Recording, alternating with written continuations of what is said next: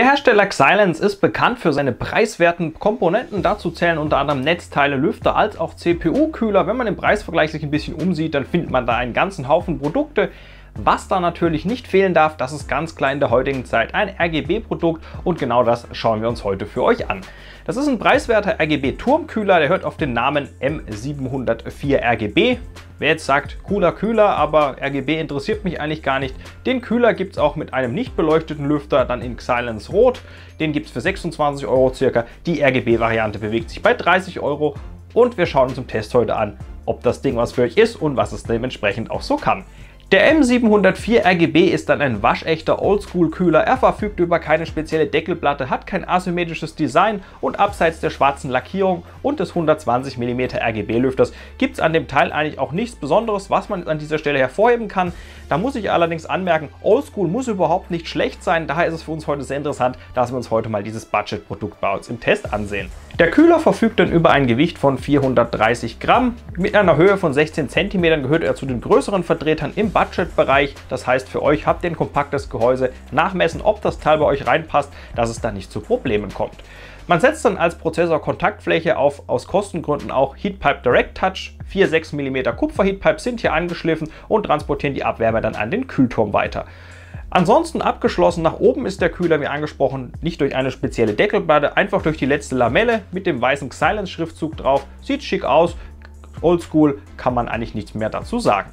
Interessant ist jetzt natürlich der Lüfter, der RGB-Lüfter in Verbindung mit der schwarzen Lackierung macht einiges her. Lüfter ist ein 120 mm Lüfter mit Standardbohrungen, sprich heißt für euch, könnt ihr auch problemlos austauschen, angesteuert per PWM und verfügt für einen maximalen Drehzahlbereich zwischen 1500 und 1600 Umdrehungen und wird mit zwei Lüfterklammern am Kühlkörper fixiert. Verarbeitung des Kühlers ist in Ordnung, könnte an manchen Stellen ein bisschen besser sein, zum Beispiel auf der Unterseite bei den eingeschliffenen Heatpipes, da sieht man ein bisschen, wo man noch etwas hätte schleifen können. Ansonsten, wie angesprochen, ist es in Ordnung und für den Preis kann man da auch mal ein Auge zudrücken.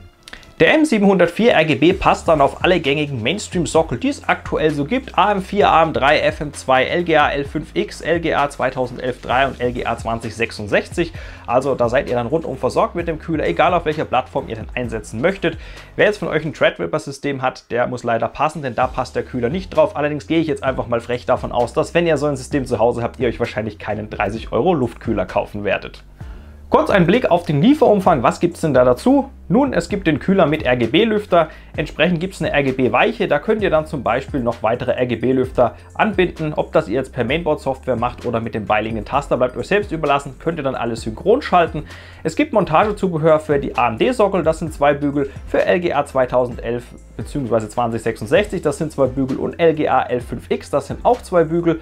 Zum LGA L5X gibt es noch eine Backplate dazu. Bei AMD setzt ihr auf die Retention-Modul Backplate dann bei der Montage und ansonsten gibt es noch eine kleine Tube Werbeleitpaste und ein zweites Paar Lüfterklammern, sprich ihr könnt hier theoretisch auch einen zweiten Lüfter dran packen, wenn ihr das machen möchtet. Wie angesprochen, normaler 120er Lüfter, das heißt alle handelsüblichen mit normalen Bohrungen passen an den Kühler problemlos dran. Montage des M704 RGB ist sehr durchdacht gelöst, gibt es absolut nichts dran auszusetzen. Je nachdem was für einen Sockel ihr einsetzt, nutzt ihr dann die entsprechenden Montagebügel am Kühlkörper, die werden jeweils mit zwei kleinen Schrauben fixiert. Beim Intel-Sockel kommt dann die Backplate zum Einsatz, die ebenfalls im Lieferumfang beiliegt. Bei LGA 2011 und den fetteren Intel-Sockeln braucht ihr keine Backplate, das sind die Bohrungen direkt in den CPU-Sockel integriert. Und bei AMD nutzt ihr einfach die Backplate eures Retention-Moduls. Also sehr mitgedacht, sehr einfach das Ganze. 5 bis 10 Minuten ist die Sache erledigt. Was ihr beachten müsst, Lüfter demontieren für die letzten Montageschritte, den danach einfach wieder dran machen und dann läuft die Sache. Kommen wir noch kurz zum Thema RGB. Das ist bei dem Kühler folgendermaßen gelöst. Ihr könnt das Teil entweder direkt mit eurem Mainboard RGB-Header verbinden, zum Beispiel bei Asus ist das Aura, bei MSI ist das Mystic Light etc. Oder wenn ihr noch ein älteres Board habt und das nicht verfügbar habt, liegt ein Taster dabei. Da könnt ihr dann zum Beispiel die Helligkeit, die Geschwindigkeit der Effekte, verschiedene Effekte als auch verschiedene Farben einstellen.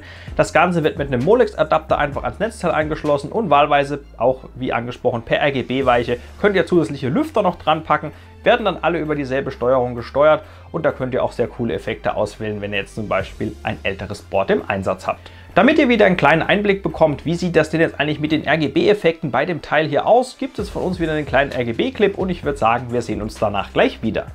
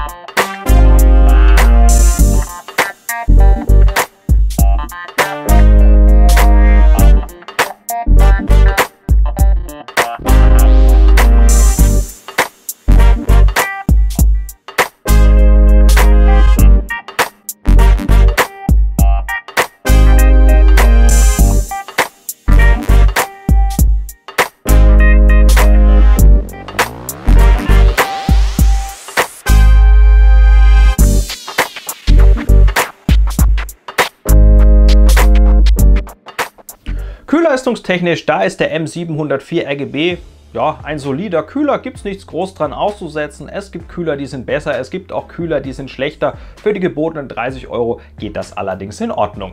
Bei der Lautstärke weiß der M704 RGB dann nicht so ganz zu überzeugen. Bei 12 Volt ist er deutlich aus dem System wahrzunehmen und wenn man den Lüfter auf 7 Volt herunterregelt, vernimmt man nur noch ein leichtes Rauschen. Also wenn ihr einen leisen Kühler sucht, dann unbedingt den Lüfter runterregeln oder wahlweise auch einfach den Lüfter dann komplett austauschen. Kann man ja machen, da er über normale 120 mm Bohrungen verfügt.